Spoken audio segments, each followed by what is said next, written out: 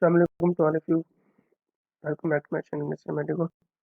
तो यार एक दो टॉपिक रह गया था बेसिक फार्माकोलॉजी के इंट्रोडक्शन से रिलेटेड। तो जो आज करवाना है वो तो एक तो है एगोनिस्ट।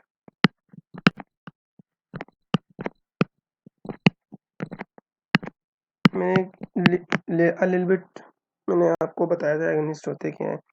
एगोनिस्ट और एंटागोनिस्ट में डिफरेंस ये है कि एगोनिस्ट वो होते हैं जो कि एनहांस कर देते हैं रिसेप्टर की एक्टिविटी को। Agonist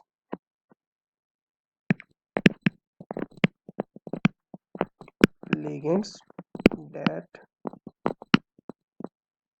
enhances or increases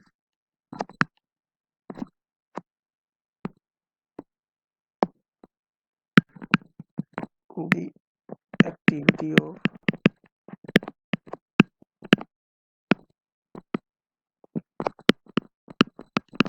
receptors। ठीक है। अब एगोनिस्ट की बहुत ज़्यादा टाइप्स हैं। ठीक है, जिनमें सबसे पहली मैं कहूँगा फुल एगोनिस्ट। फुल एगोनिस्ट क्या होता है? फुल एगोनिस्ट से मुराद ये है कि जिसकी एफिकेसी भी 100% हो। ठीक है, एफिकेसी फुल हो। ठीक है, और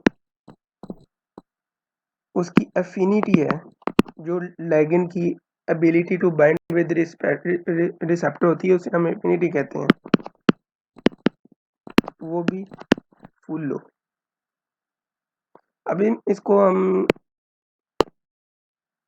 एक एग्जांपल से समझते हैं, एक डायग्राम से, व्यू डायग्राम से समझते हैं।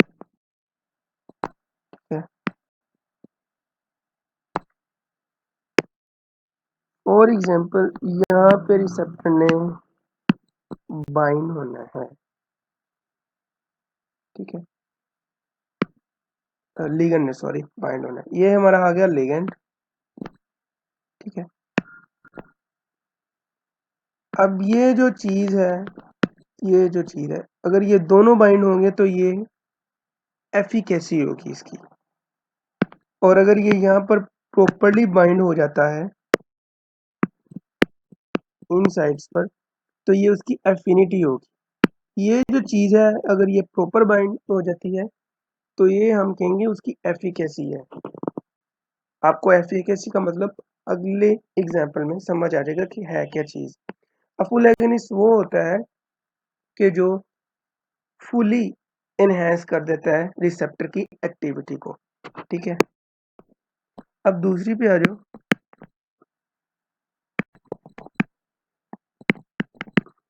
पार्शियल एगोनिस्ट और एंटागोनिस्ट। अब इसे एंटागोनिस्ट क्यों कहते हैं, ये भी मैं बात बताऊंगा आपको एंटागोनिस्ट क्यों कहते हैं। अब पार्शियल एगोनिस्ट क्या है? अब partial agonist is agonist that enhance the activity of receptor partially. अब इसकी एग्जांपल हम कैसे करेंगे? ऊपर वाली को हमने देख लिया, अब ये हम लेते हैं नीचे वाले की। ठीक है, ये एफिनिटी साइट्स होंगी या बाइंडिंग साइट्स होंगी जहाँ पे रिसेप्टर ने बाइंड होना है। अब ये हमारा है लिगेंड जो भी है। अब ये पार्शली बाइंड होगा। ऊपर वाले में हमने देखा ये फुली बाइंड हो रहा है क्योंकि साइज दो हैं, लेकिन यहाँ पर आप देख रहे हो ये पार्शली बाइंड हो रहा है। इसकी वजह से हम इसे पार्शियली कहते हैं, पार्शियल एगोनिस्ट कहते हैं। अब इसको एंटागोनिस्ट क्यों कहते हैं? एंटागोनिस्ट हम इसे इसलिए कहते हैं कि जब in the presence of agonist drug,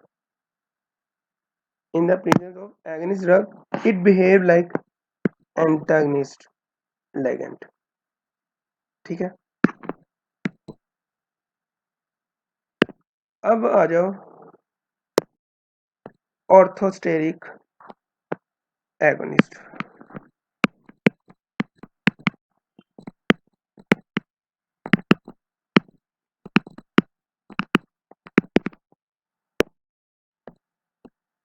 इसकी सिंपल सी डेफिनेशन है, वो ये है कि जो लिगेंड है वो नेचुरल साइट पर जाके बाइंड हो जाता है, जिस तरह ये है, ठीक है।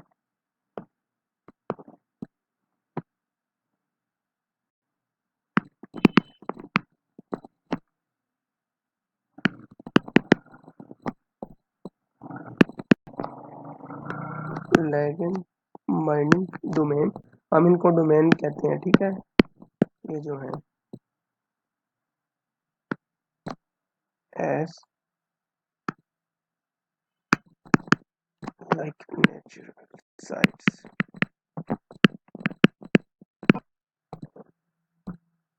ठीक है।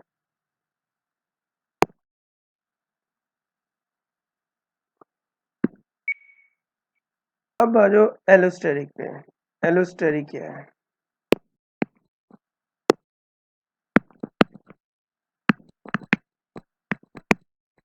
नाम से ही आपको पता लग रहा होगा कि एलोस्टेरिक क्या हो सकती है। The ligand which bind at the receptor site other than natural sites, ठीक है। इसको हम कैसे समझेंगे? इसको हम ऐसे समझेंगे, ये हमारा रिसेप्टर हो गया और ये हमारा ligand हो गया, ठीक है। पहले हमने देखा कि जो नॉर्मल और नेचुरल साइट्स थी वो ये थी, लेकिन एलोस्टेरिक एगोनिस्ट वो है जो कि बाइंड होता है other than natural site. For example ये यहाँ पर बाइंड हो जाएगा, ठीक है। अब इसी तरह का एक और रिसेप्टर है जिसे हम पॉजिटिव एलोस्टेरिक मॉड्यूलेटर कहते हैं, ये पॉजिटिव एलोस्टेरिक मॉड्यूलेटर।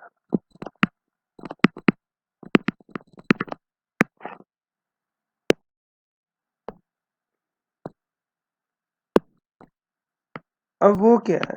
वो भी बिल्कुल इसी तरह ही है,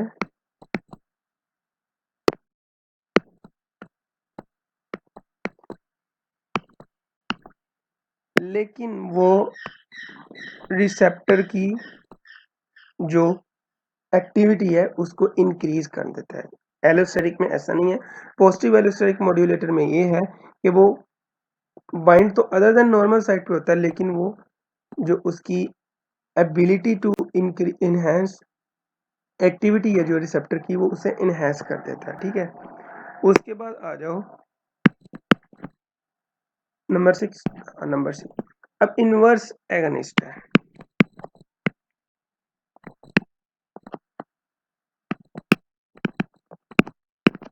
इनवर्स एगनिस्ट क्या होता है? इनवर्स एगनिस्ट का मतलब ये कि रिसेप्टर की एक्टिविटी को इनवर्स कर देता है। फॉर एग्जांपल अगर रिसेप्टर एक्टिवेट कर रहा है इन फॉर एग्जांपल एक नॉर्मल एगनिस्ट है, वो रिसेप्टर की एक्टिविटी को इनहेंस कर रहा है, तो इनवर्स एगनिस्ट क्या करेगा? उसको इनएक्टिव कर देगा। कौन है ये इनएक्टिवेशन कर रहा है? तो ये एंटोगनिस्ट इन कंसिडर क्यों नहीं होता? तो भाई इसका फंक्शन ही है कि वो एक्टिविटी को इनवर्स कर रहा है, जो उसकी नॉर्मल एक्टिविटी है उसको उसको इनवर्स कर रहा है, ठीक है। क्या होगी? A drug or ligand binds to the non-active state of receptor molecule and decrease constitutive activity, ठीक है ना। तो जैसा कि मैं पहले बता चुका हूँ कि ये एक्टिविटी को रिवर्स इनवर्स कर देता है, जिसका मतलब ये हुआ कि एक्टिविटी डिक्रीज हो जाएगी, ठीक है।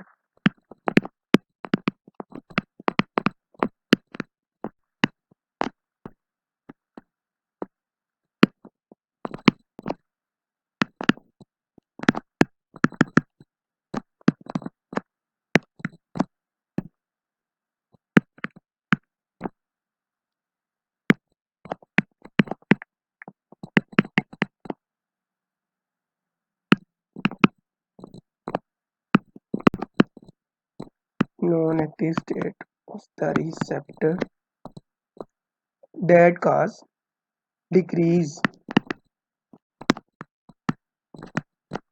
that cause decrease in the activity of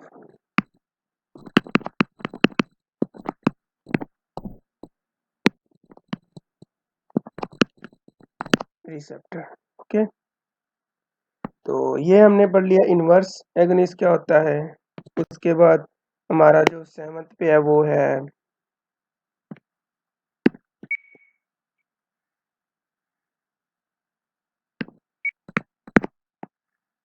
और 8 भी हम साथ ही कर लेते हैं, वो है इनडायरेक्ट।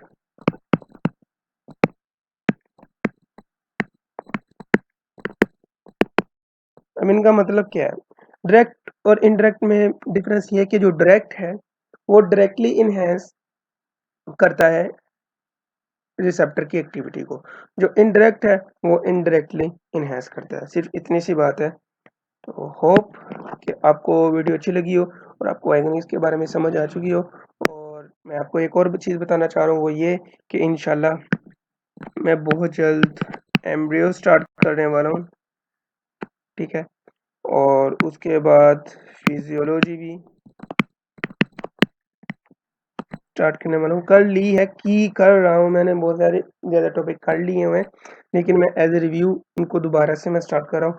तो इंशाल्लाह साथ साथ मैं कोशिश करूँगा कि उनके ऊपर भी वीडियोस बना सकूँ और आप तक पहुँचा सकूँ। तो इंशाल्लाह बहुत जल्द मैं इन पर बनाना स्टार्ट कर दूँगा, शायद आज से ही या कल से, जैसे ही मुझे टाइम मिलता है। तो हमारा जो फार्मा का जो इंट्रो था वो तो ख़त्म हो चुका। अब इंशाल्लाह हम ड्रग्स की तरफ आएँगे, जैसा कि मैंने पिछली वीडियो में बताया था कि किस तरह हमने चलना है फार्मा को लेकर। तो इंशाल्लाह वैसे चलेंगे, क्योंकि एक तो ईज़ी रहेगा हमारे लिए और हमें पता भी कि रूटीन लाइफ में ज़्यादा केसेस कौन से होते हैं, तो इस वजह से ये अच्छा रहेगा। तो साथ ही हम एम्ब्रियो और फिजियोलॉजी भी स्टार्ट करेंगे। तब तक के लिए